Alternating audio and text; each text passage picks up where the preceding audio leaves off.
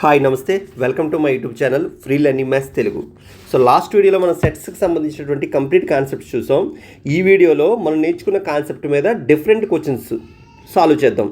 అంతేకాక ఈ వీడియో మీరు కంప్లీట్గా చూస్తే మీకు ఎగ్జామినేషన్లో ఇచ్చే అన్ని రకాల క్వశ్చన్స్ ఇక్కడ కవర్ చేయడం జరుగుతుంది. దాంతోపాటు 2011 నుంచి 2024 వరకు జరిగినటువంటి Andhra Pradesh and Telangana TET and అదేవిధంగా డిఎస్సీలకు సంబంధించినటువంటి సమితులకు సంబంధించినటువంటి అన్ని క్వశ్చన్స్ కూడా ఇందులో సాల్వ్ చేయడం జరిగింది. ఇప్పుడు ఇందులో భాగంగా మనం ఫస్ట్ క్వశ్చన్ చూద్దామండి. So A is equal to X such that X belongs to Z. అంటే జెడ్ అంటే ఏంటంటే మనకి ఇంటీజర్ అనగా మనకు స్పష్టంగా తెలుసు ఏముంటాయి అందులోని నెగిటివ్ నెంబర్స్ ఉంటుంది, అదేవిధంగా జీరో ఉంటుంది, పాజిటివ్ నెంబర్స్ కూడా ఉంటుంది. ఇది జెడ్. అంతేకాక ఎక్స్ వాల్యూ ఏమన్నాడు -2కి +2కి ఇన్ బిట్వీన్ ఉంటుంది. అంటే -2 అండ్ 2 వాల్యూస్ ఇంక్లూడ్ అవుతుంది, వాటి మధ్యలో ఉంటుంది. దాన్ని రాస్టర్ ఫామ్లో రాయమంటున్నాడు. రాస్టర్ ఫామ్ జాబితా రూపం లేదా టేబులర్ ఫామ్ అంటే మీకు స్పష్టంగా తెలుసు. మనం ఏమీ లేదు, ఇచ్చిన సెట్లోని కామాలతో సపరేట్ చేస్తూ రాయాలి. కాబట్టి ఎక్స్ వాల్యూ -2 తీసుకోవచ్చు కాబట్టి -2, అదేవిధంగా -1, అదేవిధంగా 0, 1, 2. అదే 3 కానీ -3 కానీ తీసుకోకూడదు. ఎందుకు? ఎక్స్ వాల్యూ ఏమన్నాడు స్పష్టంగా +2కి -2కి సమానంగా మరియు మధ్యలో ఉంటుందని చెప్పాడు. సో దీని ప్రకారం చూస్తే మనకి ఏ ఆప్షన్ ఆన్సర్ అవుతుందండి? ఫస్ట్ ఆప్షన్ అనేది మనకు ఆన్సర్ అవుతుంది. సో నెక్స్ట్ కొంచెం చూద్దామండి. ఎక్స్ సచ్ దట్ ఎక్స్ అనేది మ్యాథమెటిక్స్ అనే పదంలో అక్షరాలు దీన్ని రాస్టర్ రూపంలో రాయమంటున్నాడు. మనకి స్పష్టంగా తెలుసు రాస్టర్ రూపం అంటే ఇచ్చినటువంటి పదాలని కామాలతో సపరేట్ చేస్తూ రాస్తాము. ఇక్కడ మనం గమనిస్తే మ్యాథమెటిక్స్ అనే పదం మొత్తం ఇచ్చాడు, బట్ ఇందులో ఉన్న పదాలన్నీ ఉన్నాయి. కానీ మనం రాస్టర్ జాబితాలో ఎప్పుడైనా రాసినప్పుడు పునరావృతం అంటే రిపిటేటివ్గా వచ్చిందని ఒకసారి మాత్రమే రాస్తాము. కాబట్టి ఇక్కడ టీలు 2 టైమ్స్ ఉంది కాబట్టి ఇది ఆప్షన్ కాదు. క్లియర్? నెక్స్ట్ ఇక్కడ కూడా టీలు 2 టైమ్స్ ఉన్నాయి కాబట్టి ఇది కూడా ఆప్షన్ కాదు. నెక్స్ట్ ఇక్కడ విషయానికి వస్తే ఇక్కడ కూడా టీ అనేది 2 టైమ్స్ ఉంది కాబట్టి ఇది కూడా ఆప్షన్ కాదు. ఇక చివరికి మనకి ఏముందండి MATHEICS. సో ఇది మన ఆప్షన్ అవుతుంది. దాంతోపాటు అన్ని అక్షరాలు కూడా కవర్ అయ్యే లేదో చూసుకుందాం. MATHE మళ్ళీ MATICS. సో అన్నీ కవర్ అయ్యాయి కాబట్టి సో ఫోర్త్ ఆప్షన్ అనేది మనకు ఆన్సర్ అవుతుంది. ఈ విధంగా మనం సెట్స్కి సంబంధించిన క్వశ్చన్స్ని బేసిక్ కాన్సెప్ట్తో చాలా ఈజీగా సాల్వ్ చేయొచ్చు. సో నెక్స్ట్ క్వశ్చన్ చూస్తే మనం ఏ ఈజ్ ఈక్వల్ టు 1, 4, 9, 16, 25 అని ఇచ్చి ఇది ఒక సెట్ బిల్డర్ ఫామ్లో రాయమంటున్నాడు.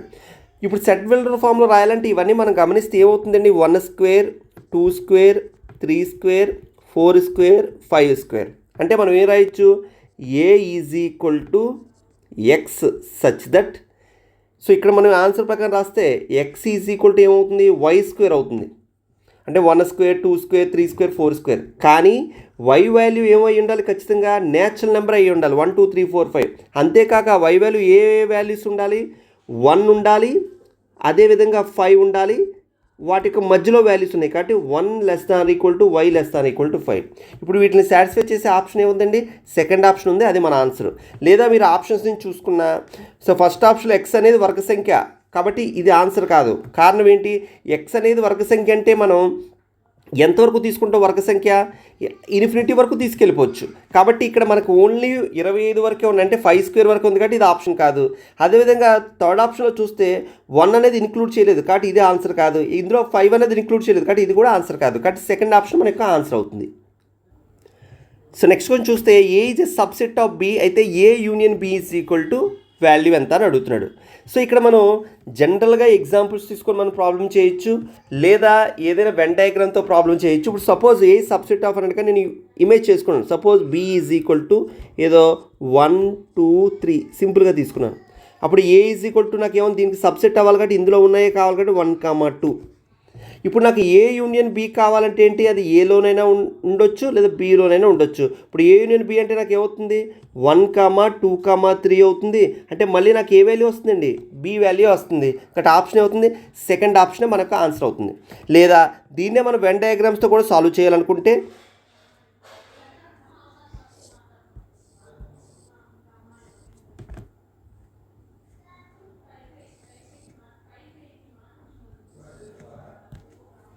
సో ఇక్కడ నేను ఇది విశ్వసమితి మ్యూ అనుకున్నాను. ఇక్కడ ఏ అనేది బీకి సబ్సెట్ కాబట్టి ఇది ఏ అనుకున్నాను, ఇది బి అనుకున్నాను. ఇప్పుడు నాకు ఏం కావాలి? ఏ యూనియన్ బి కావాలి. ఏ యూనియన్ బి అంటే ఏంటి? ఏ బి మొత్తం వాల్యూసే కదా, ఇదే కదా. అంటే ఈ వాల్యూ అంటే ఏమొస్తుందండి నాకు బి వాల్యూ కంప్లీట్గా వస్తుంది కాబట్టి ఆప్షన్ సెకండ్ అనేది మనకు ఆన్సర్ అవుతుంది. సో ఈ విధంగా మీరు ఎగ్జాంపుల్స్ అయినా తీసుకొని చేసుకోవచ్చు, లేదా వెన్ డయాగ్రామ్స్ తోటైనా ఈ ప్రాబ్లమ్స్ ఈజీగా సాల్వ్ చేయొచ్చు. సో నెక్స్ట్ క్వశ్చన్ విషయాలు వచ్చేసరికి ఏ కామా బిఆర్ డిస్జాయింట్ సెట్స్ అంటే వియుక్త సమితులు. ఆల్రెడీ దీని గురించి మనం చెప్పుకొని ఉన్నాం.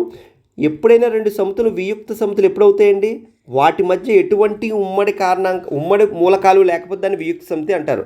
అంటే ఇప్పుడు నేను ఏ మరియు బీలు రెండు కూడా వియుక్త సమితులుగా తీసుకోవాలనుకుంటే, సపోజ్ ఇది 1 2 3 అని తీసుకుని అనుకోండి, బీజ్ కూడా నేను ఏం తీసుకోవాలి, ఏదో ఏబిసి. కారణం ఏంటి, ఇందులో ఎటువంటి ఉమ్మడి మూలకాలు ఉండవు, కామన్గా ఎటువంటి ఎలిమెంట్స్ ఉండవు. ఇప్పుడు నాకు దీని యొక్క ఇంటర్సెక్షన్ కట్టాను అనుకోండి, ఏ ఇంటర్సెక్షన్ బి వాల్యూ నాకు ఏమవుతుంది, రెండిట్లోని ఉమ్మడిగా ఉన్న మూలకాలే కదా మనం రాయాలి ఇంటర్సెక్షన్. కానీ డిస్జాయింట్ సెట్స్ ఎప్పుడైతే అడిగావో వాటి యొక్క వాల్యూ ఏమవుతుందండి, మనకి పై అవుతుంది. కానీ క్వశ్చన్లో మనకి ఏమవుతున్నాడు, నెంబర్ ఆఫ్ అంటే దానికి కార్డినల్ నెంబర్ అడుగుతున్నాడు. So number of A intersection B అంటే ఏమవుతుందండి, ఎన్ ఆఫ్ పై వాల్యూ కావాలి. సో శూన్య సమితిలో ఉండే మూలకాల సంఖ్య ఎంత ఉంది, 0. కాబట్టి ఆప్షన్ 3 అనేది మన యొక్క ఆన్సర్. చూసుకోవాలి, ఈ క్వశ్చన్ సాల్వ్ చేసేటప్పుడు చాలామంది పై అని పెట్టే అవకాశం ఉంటుంది, కానీ పై అనేది కాదు.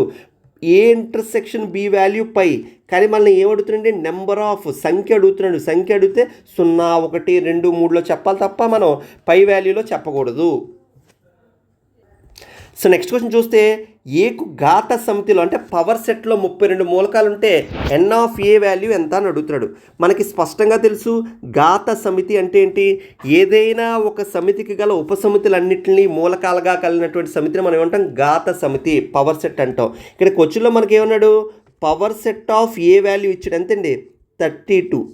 అంటే ఇక్కడ మూలకాల గురించి అన్నాడు కాబట్టి cardinal number of power set ఎంత ఇచ్చండి, 32. మనకి స్పష్టంగా తెలుసు ఎప్పుడైనా ఏ అనేది ఒక సెట్గా తీసుకుంటే దానికి ఉండేటటువంటి సబ్సెట్స్ ఏమవుతుందండి, మనకి 2n అవుతుంది. ఈ సబ్సెట్సే కదా మనకి పవర్ సెట్లో ఉండేటటువంటి ఏమవుతాయి, మనకి మూలకాలు అంటే ఎలిమెంట్స్ అవుతాయి. కాబట్టి మన లెక్క ప్రకారము ఈ మొత్తం మూలకాలు మనకి ఎన్ని ఉన్నట్టండి, మూలకాల సంఖ్య 2n ఈజ్ ఈక్వల్ టు ఎంత, 32. ఎప్పుడైతే 2n ఈజ్ ఈక్వల్ 32 అయిందో, దీన్ని 32ని 2 పవర్లో రాస్తే నాకు అవుతుంది 2/5. అప్పుడు n ఈజ్ ఈక్వల్ నాకు ఏమవుతుందండి, 5. అంటే ఒరిజినల్గా ఉండేటువంటి ఏ అనే సెట్లో మూలకాల సంఖ్య ఎంత అవుతుందండి, 5 అవుతుంది. కాబట్టి ఆప్షన్ 2 అనేది మన యొక్క ఆన్సర్. చూసుకుంటే ఇక్కడ ఇబ్బంది పడద్దు, ఇది కార్డినల్ నెంబర్ కాబట్టి ఎన్గా డినోట్ చేశాను. ఇక్కడ n నెంబర్ ఆఫ్ మూలకాలు కాబట్టి ఎన్గా తీసుకున్నాను. లేదు మీకు ఇబ్బంది అనిపిస్తే ఇదేదో నేను 2p అనుకున్నాను, 2p ఈజ్ ఈక్వల్ 32. అప్పుడు p is equal to 5. p అనేది ఏంటి, ఇందులో ఉండేటువంటి మూలకాల సంఖ్య కాబట్టి మనకు ఆన్సర్ 5. సో n అంటే కన్ఫ్యూజ్ పడద్దు. సో నెక్స్ట్ కొంచెం చూద్దండి, w, n సాధారణ సంకేతాల్లో సంఖ్యా సమితులు సూచిస్తే w - n అన్నాడు. w అంటే మనకి పూర్ణాంకాలు అంటే whole numbers. So whole numbers మనం దేంతో ఎక్కడి నుంచి స్టార్ట్ అవుతాయండి, 0 నుంచి స్టార్ట్ అవుతాయి. కాబట్టి 0 1 2 3 ఎక్సెట్రా ఉన్నట్లు మనం ఏమంటాం, ఓల్డ్ నెంబర్స్ అంటాం. ఇప్పుడు నాకు n అంటే ఏంటి, న్యాచురల్ నెంబర్, సహజ సంఖ్యలు ఎక్కడి నుంచి స్టార్ట్ అవుతాయి, 1 2 3 నుంచి స్టార్ట్ అవుతాయి. మన క్వశ్చన్లో ఏమన్నాడు, w - n అన్నాడు. అంటే ఈ సమితుల మధ్య వ్యత్యాసం అడుగుతున్నాడు. సో ఎప్పుడైతే w - n అన్నాడో దాని అర్థం ఏంటి, డబ్ల్యూలో ఉండాలి, ఎన్లో ఉండకూడదు. అంటే ఏ సంఖ్య అవుతుందండి, ఓన్లీ 0 తప్ప మిగతా అన్నీ కూడా మనకి ఏమవుతుంది, కామన్గా వస్తున్నాయి. కానీ w - n వాల్యూ మనకి ఏమవుతుందండి, 0 సెట్ అవుతుంది. So 4th option empty set కాదు, 0 మూలకంగా కలిగిన సమితి కాబట్టి ఇది 4. ఇది శూన్య సమితి కాదు, ఇది శూన్య సమితి. సో చూసుకోండి, మనం క్వశ్చన్ కరెక్ట్గా చేసి ఆన్సర్ని గుర్తించేటప్పుడు పొరపాటు పడద్దు. నెక్స్ట్ కొంచెం చూద్దామండి. ఇక్కడ ఏ అనేది ఎక్స్ సచ్దట్, ఎక్స్ ఒక ప్రధాన సంఖ్య అని చెప్తున్నాడు. అదేవిధంగా ఎక్స్ సచ్దట్, ఎక్స్ అనేది ఒక బేస్ సంఖ్య అంటున్నాడు. ఇప్పుడు మనం ఏ అనే సమితి గురించి రాయాలి అనుకుంటే దీన్ని రోస్టర్ ఫామ్లో రాస్తే మనకి సెట్ బిల్డర్ ఫామ్లో ఇచ్చాడు. ప్రధాన సంఖ్యలు అంటే మనకి ఏమవుతుందండి, 2 కారణాంకం ఉండాలి, 1 మరియు అదే సంఖ్య అవ్వాలి. ఆ విధంగా చూస్తే 2 3 5 7 11 ఇవన్నీ కూడా మనకి ఏమవుతాయండి, ప్రధాన సంఖ్యలు అవుతాయి. అదేవిధంగా ఇక్కడ బి విషయానికి వచ్చేసరికి ఏమన్నాడు, ఒక బేస్ సంఖ్య అన్నాడు. బేస్ సంఖ్య అంటే ఏంటి, 2తో ఏదైనా ఒక సంఖ్యను భాగిస్తే శేషం 1 వస్తుంది, దాన్ని బేస్ సంఖ్య అంటాం. కాబట్టి 3 5 7 11 13 ఇవన్నీ కూడా మనకి ఏమవుతాయండి, బేస్ సంఖ్యలు అవుతాయి. మనకి క్వశ్చన్లో ఏమడుగుతాడు, ఏ మైనస్ బి గురించి చెప్పమంటున్నాడు. ఎప్పుడైతే మనకి ఏ మైనస్ బి గురించి మనకు చెప్పమంటున్నాడో ఇక్కడ ఒక్క విషయం మీరు గమనించాలి. మనం తీసుకునేటటువంటి ప్రధాన సంఖ్యలో 2 తప్ప రిమైనింగ్ అన్నీ కూడా బేస్ సంఖ్యలే అవుతాయి. అంటే సరి ప్రధాన సంఖ్య కేవలం ఏముందండి, 2 మాత్రం ఉంది. ఇక్కడ ఉన్న సంఖ్యల్లో మనకి ఏమవుతుంది, అన్ని బేస్ సంఖ్యలే మనం మాట్లాడుతున్నాం. ఎప్పుడైతే A-B అన్నాడో ఏలో ఉండాలి బీలో ఉండకూడదు, అంటే ఏలో ఉండాలి బీలో ఉండకూడదు అంటే ఇక్కడ మనం రాస్తే నెక్స్ట్ ఏమవుతుందండి, వచ్చే ప్రతి సంఖ్య కూడా మనకి ఏమవుతుంది, ఆడ్ నెంబర్స్ అవుతాయి, బేస్ సంఖ్యలు అవుతాయి. ఏలో ఉండి బీలో ఉండకూడని సంఖ్య అంటే కేవలం ఏమవుతుంది, మనకి 2 మాత్రమే అవుతుంది. కాబట్టి దీని యొక్క ఆన్సర్ ఎంత అవుతుందండి, 2. కాబట్టి మన యొక్క ఆన్సర్ ఏమవుతుందండి, first option. So next question, ఈ ఫార్ములా ఆల్రెడీ మనం చెప్పుకొని ఉన్నామండి బేసిక్ కాన్సెప్ట్లో. ఖచ్చితంగా మీరు ఆ వీడియో చూసాక ఈ ప్రాబ్లమ్ సాల్వ్ చేస్తే ఇంకొంచెం మీకు క్లారిటీ వస్తుంది, కానీ డైరెక్ట్గా ప్రాబ్లమ్స్లోకి రావద్దు. సో ఇవి మనం ఆల్రెడీ తెలుసుకున్నాం. N of A union B is equal to ఏంటండి, N of A plus N of B minus N of A intersection B. దీన్ని మనం డయాగ్రామటికల్గా చూసి, సో ఇది వెన్ డయాగ్రామ్లో చూస్తే ఇది విశ్వసమితి మ్యూ అవుతుంది, ఇది ఏ, ఇది బి. మనకు స్పష్టంగా తెలిసి ఎన్ ఆఫ్ ఏ అంటే ఇదంతా కూడా మనకి ఏమవుతుందండి, ఎన్ ఆఫ్ ఏగా తీసుకుంటాం. అదేవిధంగా ఎన్ ఆఫ్ బి అంటే ఏమవుతుంది, ఇగో ఈ వాల్యూ మొత్తం కూడా మనకి ఏమవుతుందండి, బి వాల్యూ అవుతుంది. ఎన్ ఆఫ్ ఏ ఇంటర్సెక్షన్ బి అంటే మనకి ఏమవుతుంది, ఈ కామన్గా ఉమ్మడిగా ఉన్నటువంటి ఈ వాల్యూ మనకి N of A intersection B అవుతుంది. సో ఇప్పుడు నాకు N of A union B కావాలంటే ఏం చేయాలి, ఇందులో కామన్గా ఉన్న మూలకాలను ఒకసారి మనం తీసేయాలి. ఎందుకు, పునరావృతం అనేది తీసుకోము. సో దాని నుంచి ఫార్ములా వచ్చింది. ఇప్పుడు డైరెక్ట్గా మనం ఫార్ములాలో సబ్స్టిట్యూట్ చేస్తే మనకి ఏం కావాలండి, ఎన్ ఆఫ్ ఏ యూనియన్ బి ఇచ్చాడు, ఎంత ఇచ్చాడండి, 7 ఇచ్చాడు. ఎన్ ఆఫ్ ఏ వాల్యూ ఎంత, 6. ఎన్ ఆఫ్ బి వాల్యూ ఎంత, 4. సో మనకి N of A intersection B value కావాలి. ఎప్పుడైతే నాకు ఈ వాల్యూ కావాలో దీన్ని ఇటుపక్క తీసుకొచ్చి దీన్ని ఇటుపక్క తీసుకొస్తే N of A intersection B is equal to 6 + 4 ఎంతండి, 10. 10 - 7 అంటే ఎంతండి, 3 అవుతుంది. కాబట్టి ఆప్షన్ 4 అనేది మనకు ఆన్సర్ అవుతుంది. సో నెక్స్ట్ కొంచెం చూస్తే ఏ కామ బీలు రెండు కూడా నాన్ ఎంప్టీ సెట్స్ అన్నాడు. ఇక్కడ పవర్ సెట్ యొక్క కార్డినల్ నెంబర్ ఇచ్చాడు. మనకు తెలుసు ఏ అనే ఒక సమితిలో పి అనే మూలకాలు ఉంటే, పి ఎలిమెంట్స్ ఉంటే దాని యొక్క కార్డినల్ సంఖ్య మనకు కావాలి అంటే N of A is equal to మనకి ఏమవుతుందండి, పి వాల్యూ అవుతుంది. ఎప్పుడైతే N of A value P అవుతుందో నాకు దాని యొక్క పవర్ సెట్లో ఉండేటటువంటి కార్డినల్ నెంబర్ కావాలంటే ఏమవుతుందండి, ఘాత సమితిలో ఉన్నది 2 పవర్ పి అవుతుంది. క్లియర్. ఇప్పుడు దాన్ని బేస్ చేసుకొని మనకి ఫస్ట్ దాంట్లో ఏమన్నాడు, ఎన్ ఆఫ్ పి ఆఫ్ ఏ అంటే పవర్ సెట్లో ఉండేటువంటి కార్డినల్ సంఖ్య 128. అంటే దీన్ని దేని పవర్గా రాసుకోవాలండి, 2 పవర్గా రాసుకోవాలి. సో 2 పవర్గా మనం రాసుకుంటే సో ఈ వాల్యూ మనకి ఎంత అవుతుందండి, 2 పవర్ 7 అవుతుంది. అదేవిధంగా ఇక్కడ సెట్ బి యొక్క కార్డినల్ నెంబర్ ఇచ్చాడు ఘాత సమితి, దీని వాల్యూ 32 అన్నాడు. సో దీన్ని కూడా 2 పవర్ రాస్తే ఎంతండి, 2 పవర్ 5 అవుతుంది. ఇప్పుడు దీని ప్రకారం మనకి ఏమవుతుంది, కార్డినల్ నెంబర్ ఆఫ్ అంటే ఏ సెట్లో ఉండే మూలకాల సంఖ్య ఎంతండి, 7. అదేవిధంగా బి సెట్లో ఉండేటువంటి మూలకాల సంఖ్య ఎంతండి, 5. మనకి ఏమడుతుంది, N of A minus N of B అంటే 5 - 7 - 5. కాబట్టి ఆన్సర్ మనకి ఏమవుతుందండి, 2. కాబట్టి ఫస్ట్ ఆప్షన్ మనకు ఆన్సర్ అవుతుంది. నెక్స్ట్ కొంచెం చూస్తే మనకి ఇది ఏపీ టెట్ 2012లో ఇవ్వడం జరిగిందండి. దానికి సంబంధించి కొంచెం చూద్దాం. ఇక్కడ సహజ సంఖ్య ఎన్ యొక్క అన్ని కారణాంకాల సమితిని ఎఫ్ ఆఫ్ ఎన్తో సూచించాడట. సో ఇక్కడ f(8) ఇంటర్సెక్షన్ f(20) గురించి అడుగుతున్నాడు. అంటే ఇక్కడ ఏంటి, మనకి f ఆఫ్ n అనేది ఏమవుతుంది, set of all factors of natural numbers అన్నాడు. అంటే ఇప్పుడు నేను 8 తీసుకున్నాను అనుకోండి, 8 యొక్క ఫ్యాక్టర్స్ రాయాలి. సో 8 యొక్క ఫ్యాక్టర్స్ కావాలంటే నేను రాసుకోవచ్చు 8ని 2³ ఎప్పుడైతే మనకి నెంబర్ ఆఫ్ ఫ్యాక్టర్స్ కావాలో, కారణాంకాల సంఖ్య కావాలో మనకి ఏమీ లేదండి, ఇక్కడ పవర్ ఎంతైతే ఉందో దానికి ఒకటి కలిపితే చాలు. కాబట్టి 3 + 1 ఎంత అవుతుందండి, 4. అంటే 8 యొక్క కారణాంకాలు నాకు ఎంత అవుతుందండి, 4. అంటే ఇక్కడ నాకు ఇచ్చినటువంటి ఈ యొక్క సెట్లో ఉండే మూలకాలు ఎన్ని మూలకాలు అవుతున్నాయి, నాకు 4 మూలకాలు ఉంటాయి. అవి ఏంటో ఇక్కడ రాస్తున్నాను. So f(8) is equal to 1, 2, 4, 8 అంటే 8 యొక్క కారణాంకాలు రాశాను. నెక్స్ట్ అదేవిధంగా మనకి ఏమన్నాడు, f(20) అన్నాడు. సో ఇప్పుడు 20కి ఎన్ని కారణాంకాలు వస్తే మనం తెలుసుకోవాలి. ఇప్పుడు 20ని రాస్తే ప్రధాన సంఖ్య లబ్ధంగా 2² × 5^1. సో ఇప్పుడు మనకు నెంబర్ ఆఫ్ ఫ్యాక్టర్స్ కావాలంటే ఏమీ లేదండి, చాలా సింపుల్. దీనికి పవర్ కోట్ కలపండి, ఎంత 3, దీని పవర్ కోట్ కలిపింది 2 అంటే ఎంత ఉంది, నాకు 6 ఫ్యాక్టర్స్ అంటే 6 మూలకాలు నాకు రావాలి ఇక్కడ. ఎప్పుడైతే ఇక్కడ 6 మూలకాలు నాకు రావాలో సో ఆ ఫ్యాక్టర్స్ నాకు ఏమవుతాయండి, 1 అవుతుంది, 2 అవుతుంది, అదేవిధంగా 4 అవుతుంది, ఇంకా మీకు 1 20 20 క్లియర్, 2 10 20, 4 5 20. సో మనకు కావాల్సినట్టు 6 ఫ్యాక్టర్స్ వచ్చాయి. ఇప్పుడు నాకు ఏమడుగుతుందండి, f(8) ఇంటర్సెక్షన్ f(20) కావాలి. ఇప్పుడు దీనికి ఇంటర్సెక్షన్ ఎప్పుడైతే మనం కట్టామో ఉమ్మడిగా ఉన్న మూలకాలు రాయాలి. ఉమ్మడిగా ఉన్న మూలకాలు అంటే ఏమొచ్చాయండి, 1, 2, 4. బట్ ఈ వాల్యూ మనకి ఏమన్నాడు, f(x) అంటున్నాడు. ఇప్పుడు ఈ f(x) మనం 1 2 4 3 ఏదో రాసేయకూడదు, నెంబర్ ఆఫ్. ఇక్కడ మనకు స్పష్టంగా చెప్పాడు f అనేది ఏమన్నాడు, set of all factors of natural number అన్నాడు. ఈ 1 2 4 అనేది ఏ నెంబర్ యొక్క ఫ్యాక్టర్స్ అవుతాయో మనం కనుక్కోవాలి. ఇప్పుడు 1 2 4లో ఏదైతే పెద్ద సంఖ్య ఉందో దానికి సంబంధించిన ఫ్యాక్టర్స్ అవుతాయి. కాబట్టి 1 2 4లో పెద్ద సంఖ్య ఏంటండి, 4. కాబట్టి దేనికి సంబంధించిన ఫ్యాక్టర్స్ అండి, 4కు సంబంధించినటువంటి ఫ్యాక్టర్స్. సో మన క్వశ్చన్లో ఏమన్నాడు, f(x) f(4) అయింది కాబట్టి x వాల్యూ ఎంత, 4 మన ఆన్సర్.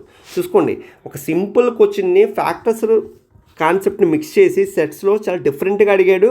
సో మనం ఈజీగా సాల్వ్ చేసుకోవచ్చు. సో నెక్స్ట్ వన్ చూద్దాం. సమితి a-b యొక్క సమితి నిర్మాణ రూపం రాయమంటున్నాడు. ఆల్రెడీ మనం కాన్సెప్ట్లో చెప్పుకున్నాం, మనకి స్పష్టంగా తెలుసు. ఎప్పుడైతే a-b అంటే అర్థం ఏంటి, మనం తీసుకునేటువంటి x వాల్యూ ఏలో ఉండాలి అండ్ మరియు మర్చిపోద్దు, ఆర్ కాదు, మరియు ఏమవ్వాలి, ఆ ఎక్స్ వాల్యూ బీలో ఉండకూడదు. కాబట్టి ఎక్స్ వాల్యూ ఏలో ఉండాలి, బీలో ఉండకూడదు. కాబట్టి ఏంటండి, 4th ఆప్షన్ మనకు ఆన్సర్ అవుతుంది. ఇక్కడ చూసుకోవాలి, లేదా ఆర్ అని పెట్టారంటే తప్పు అవుతుంది. కారణం ఏంటి, ఇదైనా జరగవచ్చు అదైనా జరగవచ్చు అన్న దాని అర్థం. ఇక్కడ ఎండ్ అంటే అర్థం ఏంటి, ఖచ్చితంగా ఇందులో ఉండాలి, ఇందులో ఉండకూడదు. కాబట్టి మనకి ఏమవుతుందండి, ఇది 4th ఆప్షన్ మనకు ఆన్సర్ అవుతుంది. సో నెక్స్ట్ ఇది కూడా 2012 టెట్ ఎగ్జామినేషన్కి వచ్చినండి. ఈ క్రింది వాటిలో సమసమితులు అంటే ఈక్వల్ సెట్స్ ఏంటి అని అడుగుతున్నాడు. మనకి స్పష్టంగా తెలుసు సమసమితులు అంటే ఏం చెప్పుకున్నామండి, ఏ మరియు బి అనే ఒక 2 సమితులు తీసుకుంటే ఏలో ఉన్న ప్రతి మూలకం బీలో ఉండాలి, బీలో ఉన్న ప్రతి మూలకం ఏలో ఉండాలి. అలాంటప్పుడు మనం ఏమిటో వాటిని సమసమితులు అంటాం. ఇక్కడ చూద్దాం, ఇక్కడ గమనిస్తే ఇక్కడ ఫస్ట్ ఆప్షన్ ఏమన్నాడు, X such that X is a letter of officer అన్నాడు. ఇక్కడ మనం గమనిస్తే ఇక్కడ ఉండేటువంటి పదాలను ఒకేలా ఉన్నాయా లేదనేది మనం చూసుకోవాలి. ఇక్కడ ఫస్ట్ ఆప్షన్లో మనం చూస్తే ఇక్కడ ఏముందండి, పి ఉంది, కానీ ఇక్కడ దాంట్లో పి వస్తుందా, రావట్లేదు. కాబట్టి మనం ఈ రెండు కూడా సమసమితులు అవుతాయా, అవ్వవు. క్లియర్. నెక్స్ట్ రెండో ఆప్షన్ చూద్దాం. ఇక్కడ రెండో ఆప్షన్ చూస్తే FLOWR, ఇక్కడ కూడా FLOWR అంటే ఇక్కడ అక్కడ పునరావృతంగా లేకుండా రాస్తే ఒకే సమితి వస్తుంది. కాబట్టి ఇదేమవుతుంది, సమసమితులు అవుతుంది. నెక్స్ట్ థర్డ్ ఆప్షన్ కూడా చూద్దాం. ఇక్కడ చూస్తే ఇక్కడ ఏముంది, జంగిల్, జే అని ఉంది, కానీ ఆ లెటర్ ఇందులో ఉందా, లేదు. కాబట్టి ఇది కూడా సమసమితి కాదు. ఇక్కడ గమనిస్తే ఇక్కడ ఎల్ అనే లెటరు ఇందులో ఉందా, లేదు. కాబట్టి ఇది కూడా సమసమితులు కాదు. కాబట్టి మన ఆప్షన్ ఏమవుతుందండి, బి అవుతుంది. కాబట్టి బి అనేది మనకి సమసమితి అవుతుంది. సో ఇది కూడా 2012 టెట్లో ఇచ్చాడండి. కింది వాటిలో శూన్య సమితిని గుర్తించమన్నాడు. శూన్య సమితి అంటే ఏంటి, ఏదైనా ఒక సమితిలో ఎటువంటి మూలకాలు లేకపోతే దాన్ని మనం ఏమంటాం, శూన్య సమితి అంటాం కదా. అంటే కార్డినల్ నెంబర్ 0 అవ్వాలి. ఇప్పుడు ఫస్ట్ ఆప్షన్ చూద్దాం. ఫస్ట్ ఆప్షన్లో మనకి ఏమన్నాడండి, x² = 25 అన్నాడు. ఎప్పుడైతే x² = 25 అన్నాడో ఎక్స్ వాల్యూ మనకి ఏమవుతుంది, +or-5 అవుతుంది. ఈ ఎక్స్ ఏమన్నాడు, ఎక్స్ బిలాంగ్స్ టు జెడ్, అంటే ఎక్స్ అనే వాల్యూ ఇంటీజర్ అని అన్నాడు. ఈ +5 -5 రెండు కూడా మనకి ఏమవుతుందండి, ఇంటీజర్లో ఉంటుంది. కాబట్టి ఇక్కడ నాకు ఏ సెట్ రాయాలనుకుంటే ఏమవుతుంది, నాకు ఆన్సర్ +5 అవుతుంది, అదేవిధంగా -5 అవుతుంది. కాబట్టి ఇది శూన్య సమితి అవుతుందా, కాబట్టి ఇది శూన్య సమితి కాదు, ఎందుకు 2 మూలకాలు ఉన్నాయి కాబట్టి. అదేవిధంగా సెకండ్ ఆప్షన్ చూద్దాం. x + 5 = 0. ఎక్స్ అనేది ఆర్లో ఉండాలి. అప్పుడు x + 5 = 0 అయిందో ఎక్స్ వాల్యూ మనకి ఏమవుతుందండి, 0 అవుతుంది. ఎప్పుడైతే ఎక్స్ వాల్యూ 0 అయ్యిందో ఖచ్చితంగా ఈ 0 అనేది ఎందులో ఉంటుంది, రియల్ నెంబర్, వాస్తవ సంఖ్యా సమితిలో ఉంటుంది. అంటే బి యొక్క సమితి ఏమవుతుంది, 0 మూలకంగా గల సమితి అవుతుంది, కానీ శూన్య సమితి కాదు. కాబట్టి ఇది కూడా శూన్య సమితి కాదు. చూసుకోవాలి, శూన్య సమితి అంటే ఎటువంటి మూలకాలు లేకుండా ఉన్నదాన్ని శూన్య సమితి అంటాం, కానీ ఇక్కడ 0 అనే మూలకం ఉంది కాబట్టి ఇది కూడా శూన్య సమితి కాదు. నెక్స్ట్ వన్ చూద్దాం. X such that X is an even number prime greater than 2 అంటే ఎక్స్ అనేది 2 కన్నా పెద్దగా కలిగినటువంటి సరి ప్రధాన సంఖ్య. మనకి స్పష్టంగా తెలుసు 2 ఒకటే సరి ప్రధాన సంఖ్య. అంతకన్నా మనం ఏదైనా ఒక ప్రధాన సంఖ్య తీసుకుంటే అది ఖచ్చితంగా ఏమవుతుందండి, బేస్ సంఖ్య తీరుతుంది. కాబట్టి ఇందులో ఎటువంటి మూలకాలు అంటే ఎటువంటి మూలకాలు ఉండవు. కాబట్టి ఇది ఏమవుతుంది, శూన్య సమితి అవుతుంది. కాబట్టి పై ఏదైనా మీ ఇష్టం. క్లియర్? కాబట్టి మనకు ఆన్సర్ ఏమవుతుందండి, సి అవుతుంది. అదేవిధంగా ఆప్షన్ డి చూద్దాం. ఆప్షన్ డిలో కొంపదీసి ఈ ఆన్సర్ పెట్టద్దు. ఎందుకు, ఇందులో 0 అనేది ఒక మూలకం ఉంది. కాబట్టి ఇది సింగిల్టన్ సెట్ అవుతుంది, ఏకమూలక సమితి అవుతుంది, శూన్య సమితి అవ్వదు. కాబట్టి ఇది కూడా ఆప్షన్ కాదు. కాబట్టి మన ఆప్షన్ ఏమవుతుందండి, సెకండ్ ఆప్షన్ అనేది మన యొక్క ఆన్సర్ అవుతుంది. సో నెక్స్ట్ చూద్దామండి. ఇది కూడా మనకి టెట్ ఎగ్జామినేషన్లో ఇచ్చిన క్వశ్చనే. సో కింద ఇచ్చిన స్టేట్మెంట్స్లో ఏది అసలు ఫాల్స్ స్టేట్మెంట్ అని అడుగుతున్నాడు. సో జనరల్గా మనం సాల్వ్ చేసుకుంటే ఒకటి వెన్ డయాగ్రామ్తో చేసుకోవచ్చు, లేదా ఏదైనా ఒక చిన్న ఎగ్జాంపుల్స్ తీసుకొని చేసుకోవచ్చు, లేదా మనం డైరెక్ట్గా కాన్సెప్ట్ అర్థం చేసుకుంటే. ముందు ఒక చిన్న ఎగ్జాంపుల్ తీసుకుందాం మీకు అర్థం అవ్వాలంటే. సపోజ్ నేను ఏ ఈజ్ ఈక్వల్ టు 1, 2, 3 తీసుకున్నాను. ఏదో బి ఈజ్ ఈక్వల్ టు ఏదో 1, 2 తీసుకున్నాను. ఇప్పుడు నాకు ఫస్ట్ ఏం కావాలి, ఏ ఇంటర్సెక్షన్ బి కట్టాను అనుకోండి. ఏ ఇంటర్సెక్షన్ బి నాకు ఏమవుతుంది, 1, 2 అవుతుంది. క్లియర్? ఇప్పుడు ఫస్ట్ దాంట్లో ఏమన్నాడు, A minus A intersection B. A intersection B అంటే అండి 1, 2. కాబట్టి ఏ మైనస్ వాల్యూ అంటే నాకు ఏమవుతుందండి, 3 వాల్యూ వస్తుంది. అదేవిధంగా ఏ మైనస్ బి వాల్యూ అంటే ఏంటి, ఏలో ఉండి బీలో ఉండకూడదు అంటే ఏమవుతుంది, 3 అవుతుంది. కాబట్టి ఈ స్టేట్మెంట్ ఏమవుతుంది, ట్రూ, సత్యం. నెక్స్ట్ సెకండ్ వన్ చూద్దాం. సెకండ్ వన్ విషయానికి వచ్చేసరికి ఏ మైనస్ బి వాల్యూ ఆల్రెడీ మనం ఫైండ్ చేసాం కాబట్టి ఇది ఎంత అవుతుంది, 3 అవుతుంది. ఏ ఇంటర్సెక్షన్ బి వాల్యూ మనకి ఏముందండి, 1, 2 అవుతుంది. వీటి యొక్క యూనియన్ అంటే 1, 2, 3 అంటే ఆప్షన్ ఏ అనేది అవుతుంది. కాబట్టి ఇది కూడా సత్య ప్రవచనమే. నెక్స్ట్ థర్డ్ ఆప్షన్ చూద్దాం. ఏ మైనస్ బి అంటే ఏంటి, ఏలో ఉండి బీలో ఉండకూడదంటే 3 అవుతుంది. బి మైనస్ ఏ అంటే బీలో ఉండి ఏలో ఉండకూడదు మూలకాలు అంటే ఏ ఉండవు కాబట్టి ఎంటీ సెట్ అవుతుంది.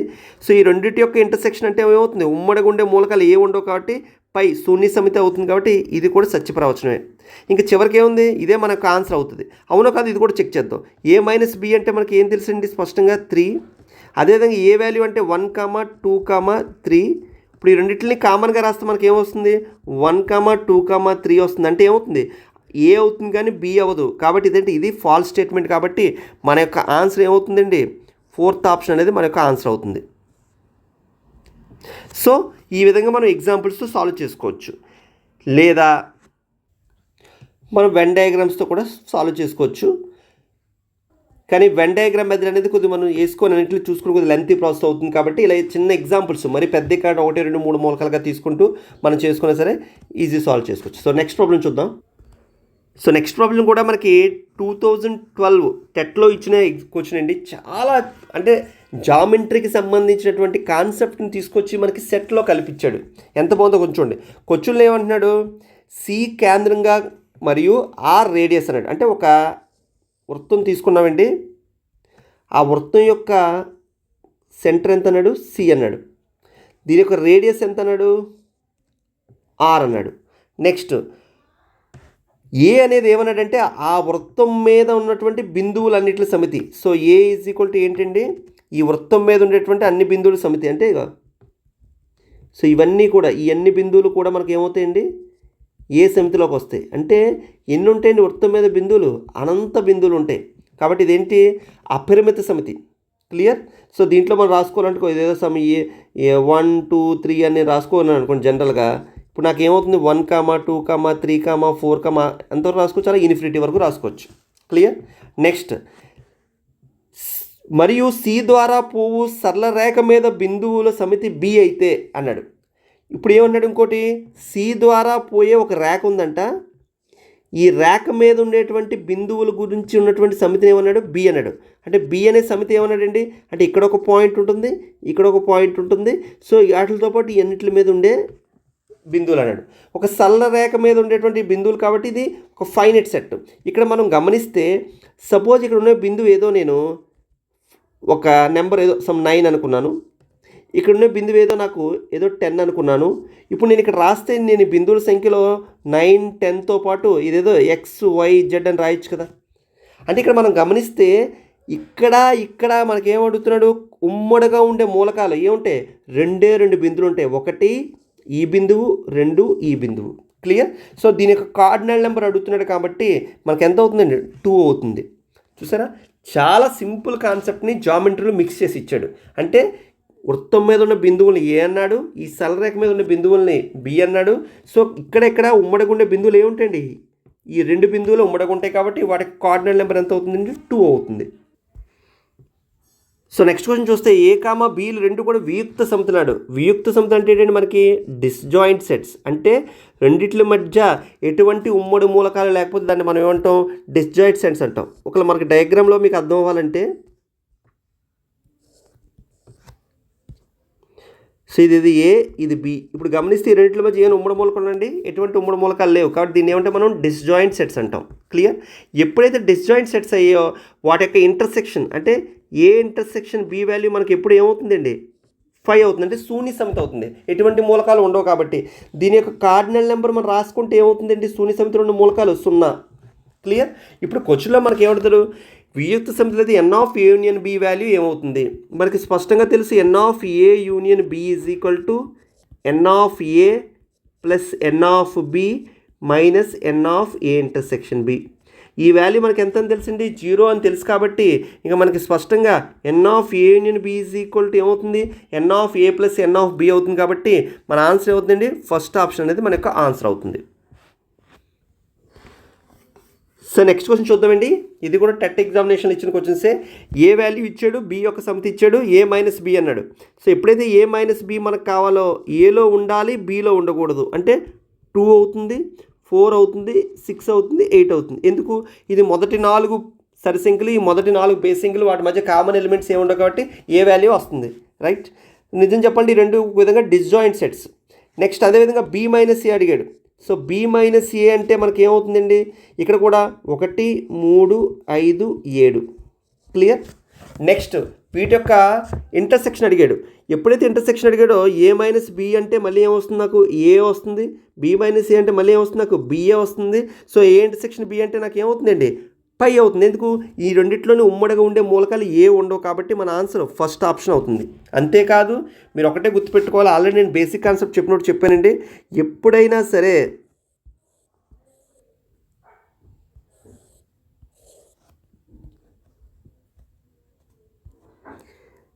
ఇది ఏ, ఇది బి. క్లియర్? చూడండి, ఈ పార్ట్ ఓన్లీ ఈ పార్ట్ మనకి ఏమవుతుంది, ఏ మైనస్ బి అవుతుంది. ఓన్లీ ఈ పార్ట్ మనకి ఏమవుతుంది, బి మైనస్ ఏ అవుతుంది. ఈ పార్ట్ మనకి ఏమవుతుంది, ఏ ఇంటర్సెక్షన్ బి అవుతుంది. ఎప్పుడైనా సరే ఏ సెట్లోనే ఏ సమితిని మనం తీసుకుంటే A minus B, A intersection B, B minus A, ఈ మూడు కూడా ఒకదానికొకటి ఏమవుతుందంటే డిస్జాయింట్ సెట్స్ అవుతాయి. అంటే ఉమ్మడిగా ఎటువంటి మూలకాలు ఉండవు. కాబట్టి మీరు ఇంత కష్టపడి ప్రాబ్లం చేసినా, లేదంటే డైరెక్టర్ మీరు ఎగ్జామినేషన్లో ఈ కాంబినేషన్లో ఏదైనా అడిగినా సరే డైరెక్టర్ మీరు ఏం చేయొచ్చండి, పై అని పెట్టేయచ్చు ఆన్సర్. సో శూన్య సమితి మనకు ఆన్సర్ అవుతుంది. ఇది 2018 టెట్లో అడిగిన క్వశ్చన్ అండి. A is equal to A comma B comma C comma D గల ఉపసమితుల సంఖ్య. ఇలాంటి క్వశ్చన్ డిఎస్సిలో కూడా అడగడం జరిగింది. సేమ్ క్వశ్చన్, మళ్ళీ టెట్లో కూడా సేమ్ క్వశ్చన్ వచ్చింది. సో సింపుల్ కాన్సెప్ట్, ఎప్పుడైనా మనం ఉపసమితుల సంఖ్య చెప్పాలి అంటే ఆ సమితిలో ఉన్న మూలకాల సంఖ్య బట్టి మనం చెప్పచ్చు. అంటే కార్డినల్ నెంబర్. ఇక్కడ ఎన్ ఆఫ్ ఏ ఎంత అవుతుందండి, నాకు 4 ఎలిమెంట్స్ ఉన్నాయి కాబట్టి 4. ఎప్పుడైతే ఎన్ ఆఫ్ ఏ 4 అయిందో సో మన యొక్క ఉపసమితుల సంఖ్య అంటే సబ్సెట్స్ మీకు ఏమవుతుందండి, 2^4. అంటే ఆన్సర్ ఎంతండి, 16. కాబట్టి ఆప్షన్ 1 అనేది మన యొక్క ఆన్సర్ అవుతుంది. నెక్స్ట్ ఇది కూడా 2018 టెట్లో అడిగిన క్వశ్చనే. సేమ్ బేసిక్ కాన్సెప్ట్ మీద అడిగాడు. మనకి స్పష్టంగా తెలుసు N of A union B is equal to N of A plus N of B minus N of A intersection B. ఇక్కడ N of A union B ఎంత ఇచ్చాడు, 49 ఇచ్చాడు. ఈ వాల్యూ ఎంత అండి, 20. ఈ వాల్యూ ఎంత అండి, 42. మనకి ఈ వాల్యూ కావాలి. సో ఏం చేయాలి, ఈ వాల్యూ కావాలి, ఈ రెండింటిని కలిపి ఇందులో నుంచి సబ్ట్రాక్ట్ చేస్తే సరిపోతుంది. కాబట్టి N of A intersection B is equal to ఎంత అవుతుందండి, ఇది 62 మైనస్ 49. సో మన ఆన్సర్ ఎంత అవుతుందండి, 13 అవుతుంది. కాబట్టి ఆప్షన్ 4 అనేది మనకు ఆన్సర్. సో ఈ క్వశ్చన్ కూడా మనకి టెట్ అండ్ ఎగ్జామినేషన్ అడిగాడు, డిఎస్సిలో కూడా అడిగాడండి.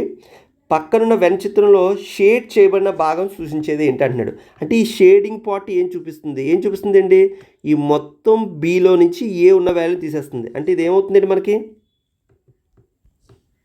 బి మైనస్ ఏ వాల్యూ అవుతుంది. కాబట్టి మన ఆన్సర్ ఏంటంటే ఆప్షన్ 4 అనేది మన యొక్క ఆన్సర్. ఆల్రెడీ నేను ముందు క్వశ్చన్లో దానికి వెన్ డయాగ్రామ్ వేసి ఒకటి చూపించాను. సో ఈ వాల్యూ B మైనస్ ఏ అవుతుంది, ఈ వాల్యూ అవుతుందండి A మైనస్ B అవుతుంది, ఇది A ఇంటర్సెక్షన్ B అవుతుంది. క్లియర్? సో నెక్స్ట్ ఈ క్వశ్చన్స్ అన్నీ మనకి డిఎస్సి ఎగ్జామినేషన్ క్వశ్చన్స్ అండి. సో చాలా సింపుల్, మీరు చేయగలరు. ఇక్కడ ఏ వాల్యూ ఇచ్చాడు, బి వాల్యూ ఇచ్చాడు, ఏ యూనియన్ బి వాల్యూ మనం ఫైండ్ చేయాలి. సో ఏ యూనియన్ బి అంటే మనకు అన్ని వాల్యూస్ కూడా వస్తాయి కాబట్టి ఒక ఏలో ఉండొచ్చు మరియు బిలో ఉండొచ్చు. కాబట్టి 1 3 5 6 7 8 9 11 13. సో అన్ని మూలకాలు రాస్తాను, రిపిటేషన్ రాయలేదు. ఇప్పుడు క్వశ్చన్లో ఏ యూనియన్ బి అడగలేదు, దీనికి కార్డినల్ నెంబర్ అడిగాడు. కార్డినల్ నెంబర్ అంటే ఏంటి? సమితిలో ఉండే మూలకాల సంఖ్య కదా. 1 2 3 4 5 6 7 8 9. కాబట్టి మన ఆన్సర్ ఏమవుతుందండి? ఆప్షన్ 3 అనేది మన యొక్క ఆన్సర్ అవుతుంది.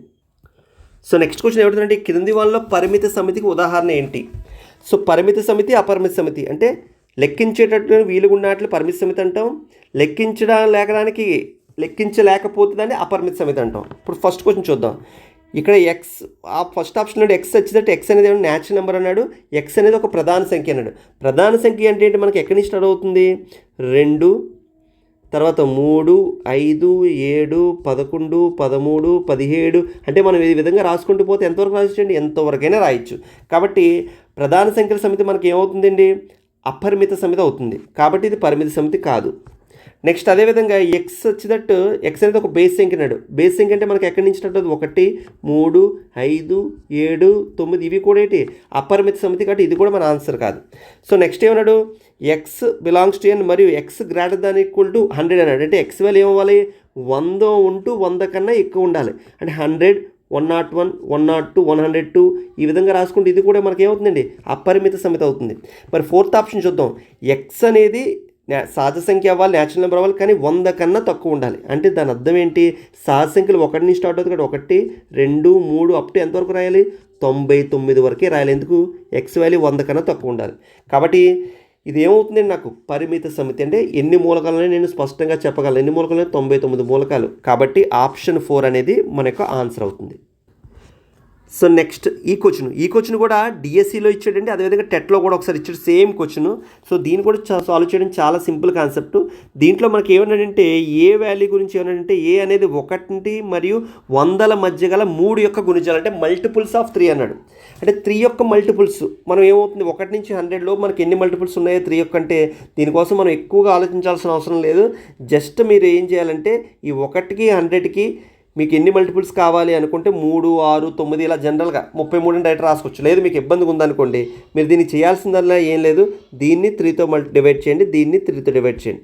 1 3తో డివైడ్ చేస్తే అవుతుంది 0 పాయింట్ సంథింగ్ అవుతుంది, కానీ 0 రాసుకోండి. దీన్ని 100/3 అంటే ఎంత? 33 పాయింట్ సంథింగ్ వస్తుంది. డెసిమల్ వదిలేండి. ఈ రెండింటికి మధ్య డిఫరెన్స్ కట్టండి. ఎంత అవుతుంది? 33. కాబట్టి సో ఇందులో ఉండే మూలకాల సంఖ్య అవుతుందండి 33 మూలకాలు ఉంటాయి. కాబట్టి n ఆఫ్ a ఈజ్వల్ ఎంత అవుతుంది? నాకు 33. లేదు మీరు జనరల్గా రాయగలుగుంటే 3 యొక్క మూలకాలు ఏమవుతాయి మనకి? 3 6 9 ఎక్సెట్రా ఎంత రాసుకోవాలి? 99 వరకు రాసుకోవాలి చివరిగా. క్లియర్? ఇప్పుడు నాకు నెంబర్ ఆఫ్ ఎన్ని సంఖ్యలు వస్తున్నాయో నాకు కావాలంటే దానికి మనం చేయాల్సిన ఏ లేదు. ఈ 99లోంచి 3 డిఫరెన్స్ చేయండి, 96. దాన్ని 3 యొక్క గురించి కంటే 3తో డివైడ్ చేయండి, 32 ప్లస్ 1 కలిపిన 33. మీ ఇష్టం ఏ విధంగా చేసుకుంటారు అనేది. నెక్స్ట్ నాకు n ఆఫ్ b కావాలి. n ఆఫ్ b కావాలంటే ఇప్పుడు బీలోని ఏమన్నాడు? 20 లోపు ఉండేటువంటి ప్రధాన అంకాలు అంటే 20 కన్నా లోపు ఉండేటువంటి ప్రధాన సంఖ్యలు కావాలి. మనకి 20 కన్నా లోపు ఉండే ప్రధాన సంఖ్యలు ఏమవుతుందండి? బి గురించి మనం రాసుకుంటే 2 3 5 7 11 13 17 19 అంటే మొత్తం ఎన్ని వస్తున్నాయి? 8. లేదు మనకు ఒక చిన్న కాన్సెప్ట్ ఉండే 1 నుంచి 100 లోపు మనకు కావాలంటే ఒక చిన్న ట్రిక్ వాడుతుంది. ఏమంటాం? DD BBC BBC BA. Clear? ఈ ట్రిక్ కావాలి నేను చెప్తాను, నెంబర్ సిస్టంలో ఆల్రెడీ చెప్పున్నాను. దీని ఏం లేదు, మనం ఎవరో ఒకరు జర్నలిజం చేయాలని లేదు ఒక బిఏ చదవాలనుకొని డీడీ ఛానల్ ఒకసారి బీబీసీ ఛానల్ 2 సార్లు చూసి బిఏ పాస్ అయ్యాడు. క్లియర్? ఇక డీడీ అంటే మనం ఇంగ్లీష్ ఆటోమేటికల్లో 4 రాసుకునుకోండి, 4 + 4 అంత 8. ఈ విధంగా మీరు డైరెక్ట్గానే వేసుకోవచ్చు. యాక్చువల్గా ఎక్కువ నెంబర్స్ ఉన్నప్పుడు ఇలా వేసుకోవడం మనం మంచిది. కాబట్టి n ఆఫ్ b ఎంత వస్తుందండి? 8. ఇప్పుడు నాకు n of a + n of b కావాలి కాబట్టి 33 + 8 ఎంత అవుతుందండి? నాకు 41 అవుతుంది. సో ఆప్షన్ 4 అనేది నాకు ఆన్సర్. సో నెక్స్ట్ వన్ చూద్దామండి. a = 1, 4, 6, b = 3,6, అదే సి ఈజ్ ఈక్వల్ 3,4,5 అని ఇచ్చాడు. A intersection B union C కావాలి. ఇప్పుడు బి యూనియన్ సి అంటే బీలోని సిలో ఉన్న అన్ని మూలకాలు రాయాలి కాబట్టి B union C is equal to 3,4,5,6. ఇప్పుడు నాకు ఇంటర్సెక్షన్ కాబట్టి A intersection B union C అందులో ఉన్న ఉమ్మడి మూలకాలు రాయాలి. ఉమ్మడి మూలకాలు రాయాలంటే ఇక్కడ మనం గమనిస్తే 1 అనే మూలకం ఇందులో లేదు, 4, 6 ఉన్నాయి కాబట్టి మన ఆన్సర్ ఏమవుతుందండి 4,6 అవుతుంది. సో ఆప్షన్ 3 అనేది మనకు ఆన్సర్. సో నెక్స్ట్ ఇది కూడా డిఎస్సీలో అడిగిన క్వశ్చన్సే. సో ఏ కామా బీలు వియుక్త సమితులు అంటే డిస్జాయింట్ సెట్స్. మనకు తెలుసు కదా డిస్జాయింట్ సెట్స్ అంటే మరీ చెప్పిన వీటి మీద క్వశ్చన్స్ కూడా అడుగుతున్నాడు. ఎప్పుడైతే 2 సెట్లు డిస్జాయింట్ సెట్స్ అయ్యాయో వాటికి ఇంటర్సెక్షన్ ఏమవుతుంది, శూన్య సమితి అవుతుంది కాబట్టి కార్డినల్ నెంబర్ 0 అవుతుంది. సో స్పష్టంగా N of A union B is equal to మనకి ఏం తెలిసింది, N of A plus N of B.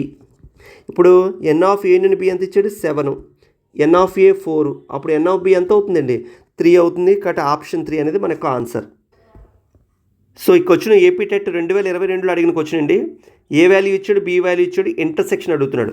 సింపుల్గా గమనిస్తే ఇక్కడ ఏ కానీ బి కానీ రెండిట్ల మధ్య ఎటువంటి మూలకాలు లేవు అంటే ఇవేంటి డిస్జాయింట్ సెట్స్, వియుక్త సమితులు కాబట్టి వాటికి ఇంటర్సెక్షన్ ఏమవుతుందండి శూన్య సమితి అవుతుంది. కాబట్టి ఆప్షన్ 4 మన ఆన్సర్. సో నెక్స్ట్ క్వశ్చన్ వస్తే మ్యూ మనకి విశ్వసమితి ఇచ్చాడండి, ఏ ఇచ్చాడు, బి ఇచ్చాడు, ఏ డాష్ అని అడుగుతున్నాడు. సో మనకి స్పష్టంగా తెలుసు ఏ డాష్ అంటే కాంప్లిమెంటరీ, పూరక సమితి అంటే ఏంటి, విశ్వసమితిలో నుంచి ఏ వాల్యూని తీస్తే వచ్చేదే. కాబట్టి ఇక్కడ విశ్వసమితి ఇచ్చాడు, ఏ వాల్యూ అంటే మ్యూలో ఉండాలి, ఏలో ఉండకూడదు. 1, 2, 3, 4, 5, 6 అనేవి ఇందులో ఉన్నాయి కాబట్టి అందులో లేని మూలకాలు ఇంకేమొస్తాయండి 7, 8, 9, 10. కాబట్టి మన ఆన్సర్ ఏంటండి ఆప్షన్ 3 అనేది మనకు ఆన్సర్. నెక్స్ట్ ఇది తెలంగాణ టెట్ 2023లో అడిగిన క్వశ్చన్ అండి. చాలా మంచి కాన్సెప్ట్తో అడిగాడు. ఏ అనేది 15 యొక్క అన్ని కారణాంకాల సమితి అయితే ఏకు గల ఉపసమితుల సంఖ్య ఎంత అని అడుగుతున్నాడు. అంటే ఇప్పుడు నాకు ఏం కావాలి, 15కి వచ్చే కారణాంకాల సంఖ్య ఎన్ని ఉన్నాయో కడితే సరిపోతుంది. సో జనరల్గా మనం ఏం చేస్తాం, 15 కారణాంకాలు అంటే 3 × 5 ప్రధాన సంఖ్యలు లబ్ధంగా రాసుకుంటే, కాబట్టి దీనికి 1 కలిపితే ఎంతండి 2 కాబట్టి మొత్తం వచ్చే కారణాంకాలు ఎన్ని 4. లేదు మీకు ఏ యొక్క కారణాంకాలు కావాలంటే ఇదంతా రాసుకోవాలి, 1, 3, 5, 15. బట్ ఇంత లెంతీగా రాసుకునే కన్నా మనం కారణాంకాల సంఖ్య నెంబర్ సిస్టంలో ఆ ఫార్ములాను ఉపయోగించుకుంటే సరిపోతుంది. అంటే ఇందులో ఉండే మూలకాలు ఎన్ని అవుతున్నాయి 4 మూలకాలు అవుతున్నాయి. ఎప్పుడైతే 4 మూలకాలు అవుతున్నాయో ఏ యొక్క సబ్సెట్స్ ఉపసమితిలో మనకు కావాలంటే ఏమవుతుందండి 2⁴. సో 16 ఆన్సర్ అవుతుంది. కాబట్టి ఆప్షన్ 2 అనేది మనకు ఆన్సర్. నెక్స్ట్ ఇది కూడా మనకి తెలంగాణ టెట్ 2023 అడిగిన క్వశ్చన్ అండి. ఈ క్రింది వాటిలో శూన్యేతర సమితి అంటే నాన్ ఎంటీ సెట్ అని అడుగుతున్నాడు. నాన్ ఎంటీ సెట్ చూసుకొని చదివేటప్పుడు అంటే శూన్య సమితి కాందా అని అడుగుతున్నాడు. ఇక్కడ ఫస్ట్ ఆప్షన్ చూద్దాం, 5 కంటే తక్కువైన సరి ప్రధాన సంఖ్యల సమితి. ఎస్, ఒకే ఒక సరి ప్రధాన సంఖ్య ఉంది, అదేంటి 2 అనేది ఖచ్చితంగా 5 కన్నా తక్కువ ఉంటుంది కాబట్టి ఇది శూన్యేతర సమితి అవుతుందా లేదా, శూన్యేతర సమితి అవుతుంది. So singleton set non empty set అవుతుంది. క్లియర్. నెక్స్ట్ 3 మరియు 4 మధ్య గల పూర్ణ సంఖ్యల సమితి. మనం గమనిస్తే పూర్ణ సంఖ్యలు ఇంటీజర్స్ గురించి మనం మాట్లాడితే ఏమవుతుందండి 1, 2, 3, 4 వీటితో పాటు ఇంకా మనకి 0 ఉండాలి, అలాగే నెగిటివ్ నెంబర్స్ కూడా ఉండాలి. వీటిని మనం పూర్ణ సంఖ్యలు అంటాం. ఇప్పుడు ఆ విధంగా చూస్తే ఇక్కడ 3కి 4కి మధ్య ఏవైనా పూర్ణ సంఖ్యలు ఉంటాయా, ఎటువంటి పూర్ణ సంఖ్యలు ఉండవు, డెసిమల్ నెంబర్స్ ఉంటాయి. డెసిమల్ నెంబర్లు మనం పూర్ణ సంఖ్యలుగా తీసుకోం కాబట్టి ఇది ఏమవుతుంది నాకు శూన్య సమితి అవుతుంది. నెక్స్ట్ సమతలంలోని త్రిభుజాలన్నిటి 3 కోణాలు మొత్తం 180 అంటూ తక్కువైన త్రిభుజాల సమితి అన్నాడు. అసలు ఒక త్రిభుజంలోని 3 కోణాలు మొత్తం 180 ఖచ్చితంగా ఉంటుంది, దానికన్నా తక్కువ ఉండే త్రిభుజాల సమితి ఏముండదు కాబట్టి ఇది కూడా శూన్య సమితే. నెక్స్ట్ 2తో భాగించేటప్పుడు శేషం 0 వస్తే అటువంటి సంఖ్యని సరి సంఖ్యలు అంటారు, బేసి సంఖ్యలు అని అనరు. కాబట్టి ఇది కూడా మనకి ఏమవుతుందండి శూన్య సమితి అవుతుంది. కాబట్టి శూన్యేతర సమితి అంటే మనకి ఏమవుతుందండి ఫస్ట్ ఆప్షన్ మన యొక్క ఆన్సర్. నెక్స్ట్ 2024 టెట్ ఏపీ టెట్లో అడిగేటికి వచ్చినండి. ఎక్స్ అనేది 2024 సంవత్సరంలో ఫిబ్రవరి నెలలోని డేట్ల గురించి అండి, తారీఖుల గురించి అడుగుతాడు. మనకి స్పష్టంగా తెలుసు ఫిబ్రవరి నెలలో 28 రోజులు లేదా 29 రోజులు ఉంటాయి. కానీ ఇచ్చింది ఏంటి లీప్ ఇయర్. ఇచ్చిన సంవత్సరం లీప్ ఇయర్ ఎలాగా చెప్తాం మనం, చివరి 2 సంఖ్యలు 4తో నిశ్శేషంగా భాగిస్తే అది లీప్ ఇయర్, భాగించకపోతే నాన్ లీప్ ఇయర్. ఒకవేళ ఇచ్చిన సంవత్సరం శతాబ్దం అంటే సెంచరీ ఇయర్ అయితే ఖచ్చితంగా దాన్ని 400తో భాగించాలి. ఇది గుర్తుపెట్టుకోండి. ఇప్పుడు 2024 అనేది నాన్ సెంచరీ ఇయర్ కాబట్టి దీన్ని 4తో భాగిస్తే చివరితో నిశ్శేషంగా భాగిస్తుంది కాబట్టి దీంట్లో ఇది లీఫ్ ఇయర్ కాబట్టి ఎన్ని రోజులు ఉంటుందండి? 29 రోజులు ఉంటుంది. ఎప్పుడైతే 29 డేస్ ఉంటుందో దీని యొక్క కార్డినల్ నెంబర్ కూడా మనకి ఏమవుతుందండి? 29 అవుతుంది. కాబట్టి ఆప్షన్ 2 అనేది మనకు ఆన్సర్. ఈ క్రింది వాళ్ళ సత్యం ఏంటని అడుగుతున్నాడు. మనం గమనించాలి, శూన్య సమితిని ఎప్పుడైనా ఈ విధంగా అయినా సూచిస్తాము, లేదా దీన్ని పైతో అనే సూచిస్తాం, ఏదైనా ఒకటే. కాబట్టి ఏంటంటే ఇది ఫస్ట్ ఆప్షన్ అనేది కరెక్ట్. ఇక్కడ 0 అనే వాల్యూ ఒక మూలకం, ఒక ఎలిమెంట్, ఇది శూన్య సమితిని సూచించేది. కాబట్టి ఈ రెండు సమానం కాదు. ఈ శూన్యం ఇది కూడా కాదు, ఇది కూడా కాదు. కాబట్టి ఆప్షన్ 1 అనేది మనకు answer. Next question AP DSC 2012లో ఇచ్చాడండి. ఏ కామా బీలు రెండు శూన్యేతర సమితులు అయ్యాయి. A not equal to B అయితే ఏ మైనస్ బి అనేది ఏమవుతుంది? పై అయితే ఏ కామా బీల మధ్య ఉండేటువంటి సంబంధం ఏంటి అని అడుగుతున్నాడు. సో దీనికి మనం చిన్న ఎగ్జాంపుల్ తీసుకోవచ్చు. ఈ రెండు ఈక్వల్ కాదు కాబట్టి ఏ ఈజ్ ఈక్వల్ టు నేను ఏదో 1,2 తీసుకున్నాను సింపుల్గా. బి ఈజ్ ఈక్వల్ టు ఏమన్నాను? ఏ కామా బి తీసుకున్నాను. ఇప్పుడు గమనిస్తే ఈ రెండు ఈక్వల్ కావట్లేదు. అదేవిధంగా ఏ మైనస్ బి వాల్యూ కూడా ఏమవుతుంది? నాకు శూన్య సమితి అవుతుంది.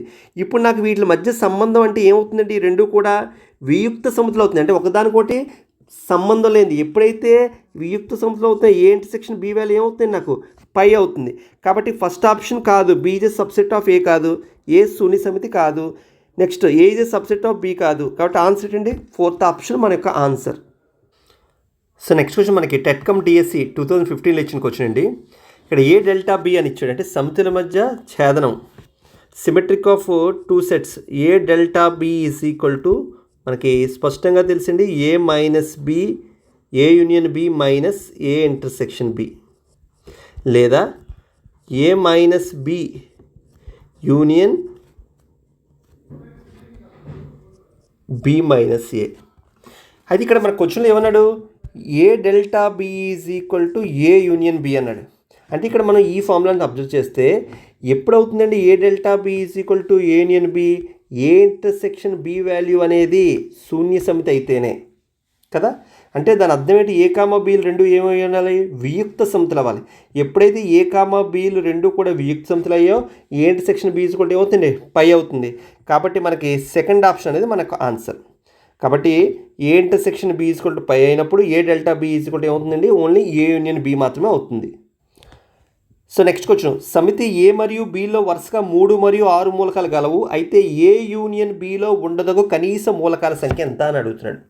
ఆల్రెడీ మనం చెప్పున్నామండి, ఎప్పుడైనా సరే N of A is equal to P, N of B is equal to Q అయితే మనకి ఎన్ ఆఫ్ ఏ యూనియన్ బిలో ఉండేటటువంటి మ్యాక్సిమం ఎలిమెంట్స్ ఏమవుతాయండి? P plus Q. ఈ రెండు వియుక్త సమితులు అయితే ఆ రెండు మొత్తాన్ని కదా మనం రాయడం. సో మినిమం ఎప్పుడు అవుతుందంటే ఒక సబ్సెట్ అయింది అనుకోండి, ఏదైతే పెద్దది ఉందో అది అవుతుంది. ఇప్పుడు suppose P greater than Q అనుకోండి. సో మినిమం ఎలిమెంట్స్ ఎన్ని ఉంటాయండి? పీ ఉంటాయి. అదేవిధంగా n of A intersection B కండిషన్లో అడిగాడు అనుకోండి. సో ఇందులో మనకి మ్యాక్సిమం ఎలిమెంట్స్, మినిమం ఎలిమెంట్స్ ఏమవుతుందండి? 0 అవుతుంది. ఎందుకు? రెండు వియుక్త సమితులు అయితే ఏ ఇంటర్సెక్షన్ బి అనేది శూన్య సమితి అవుతుంది. దాని యొక్క కార్డినల్ నెంబర్ ఎంత అవుతుందండి? 0 అవుతుంది. ఒకవేళ మ్యాక్సిమం మనల్ని అడిగాడు అనుకోండి, సపోజ్ ఇక్కడ ఏదైతే చిన్నదైతే ఉంటుందో అది అవుతుందంటే క్యూ అవుతుంది, లేదా కామన్ ఎలిమెంట్స్ ఏవైతే ఉన్నాయో అది.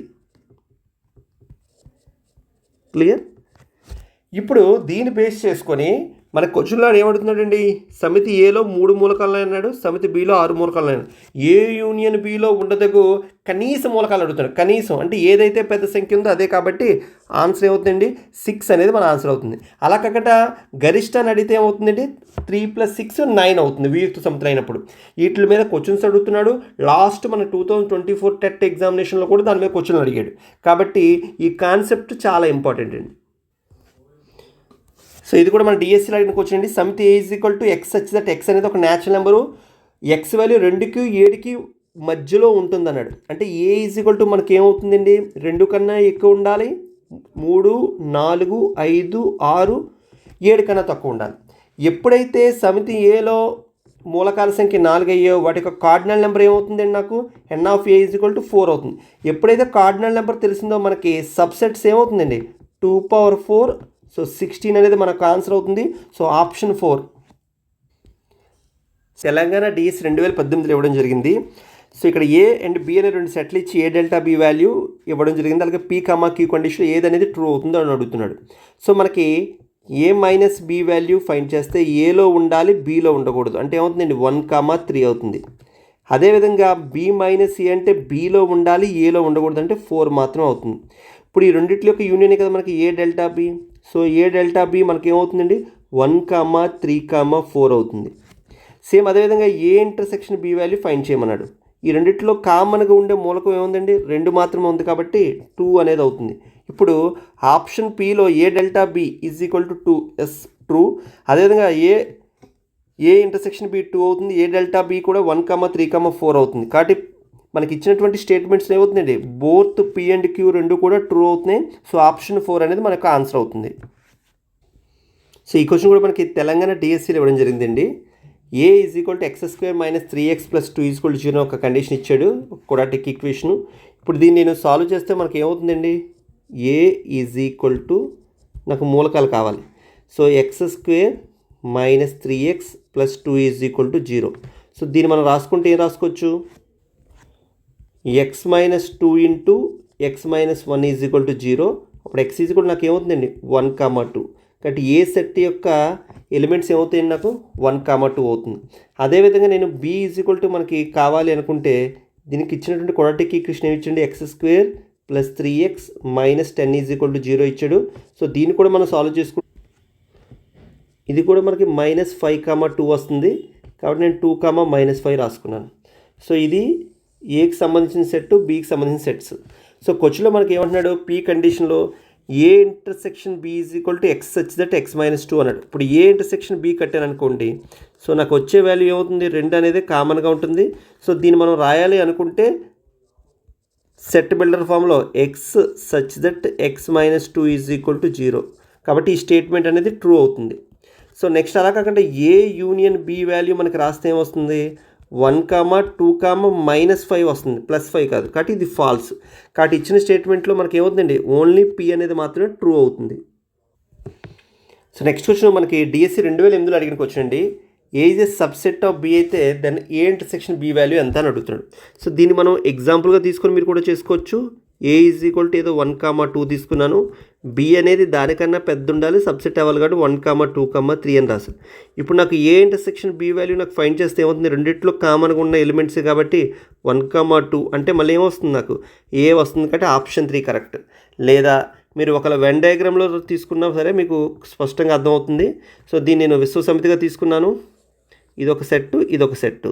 ఇప్పుడు నేను తీసుకున్నటువంటి సెట్లో ఇది మ్యూ అనుకున్నాను, ఇది ఏ అనుకున్నాను, ఇది బి అనుకున్నాను. ఇప్పుడు ఎప్పుడైతే నాకు ఇంటర్సెక్షన్ అడిగాడో ఏమవుతుందండి కేవలం ఈ రెండింటిలో కామన్గా ఉండేది ఏ మాత్రమే కాబట్టి సో ఏ అనేది నాకు ఆన్సర్ అవుతుంది. సో ఇది కూడా మనకి డిఎస్సిలో అడిగిన క్వశ్చన్ అండి. సో విశ్వసమితి యొక్క పూరకం ఏంటి అంటే complementary of universal set. So మనకు తెలుసు స్పష్టంగా మ్యూ డాష్ కదా. మ్యూ డాష్ అంటే ఏంటండి మ్యూ మైనస్ మ్యూ. సో విశ్వసమితిలోంచి విశ్వసమితి తీస్తే మనకి ఏమొస్తుంది శూన్య సమితి వస్తుంది. కాబట్టి ఆప్షన్ 4 అనేది మన యొక్క ఆన్సర్ అవుతుంది. సో నెక్స్ట్ క్వశ్చన్ మనకి డిఎస్సి 2024లో అడగడం జరిగిందండి. So A subset B, B subset C అయితే ఏ సబ్సెట్ సి అనేది ఏ ధర్మాన్ని పాటిస్తుంది. ఇక్కడ ఒక విషయాన్ని మీరు గుర్తుపెట్టుకోండి. ఎప్పుడైనా ఏ సబ్సెట్ ఏ అయిందంటే అది పరావర్తన ధర్మం. సేమ్ దాన్నే రిఫ్లెక్స్. అలా కాకుండా మనకి ఎప్పుడైనా ఏ సబ్సెట్ బి అయ్యి బి సబ్సెట్ ఏ అయిందనుకోండి సిమెట్రిక్ ప్రాపర్టీ అంటే సౌష్ఠవ ధర్మం.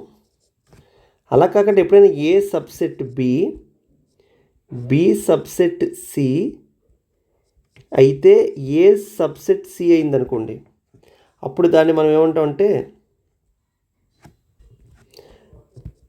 Transitive property. దీన్నే సంక్రమణ ధర్మం అంటాం. ఒకవేళ ఏదైనా ఒక ధర్మం ఇచ్చిన సమితులు ఏదంటే ఏదైనా ఒక సంబంధం అనేది ఈ 3 రిలేషన్ని సాటిస్ఫై చేసింది అనుకోండి దాన్ని తుల్య ధర్మం అంటాం. ఈక్వివాలెంట్. క్లియర్? ఇప్పుడు దాని ప్రకారం మనం చూసుకుంటే ఏ సబ్సెట్ బి సబ్సెట్ సి అయితే ఏ సబ్సెట్ సి అంటే మనకి ఏమవుతుందండి, ట్రాన్సిటివ్ ప్రాపర్టీ కాబట్టి సంక్రమణ ధర్మం అవుతుంది. సో ఈ విధంగా మనం ఈ టెట్ మరియు డిఎస్సికి సంబంధించినటువంటి అన్ని కాన్సెప్ట్లని ఇక్కడ నేర్చుకోవడం జరిగింది. సో ఇందులో మీరు ఫస్ట్ వీడియో అదేవిధంగా సెకండ్ వీడియోస్ కూడా కంప్లీట్గా చూస్తే మీకు ఎగ్జామినేషన్లో ఎలాంటి క్వశ్చన్ ఇచ్చినా సరే ఈజీగా సాల్వ్ చేయగలరు. So thank you.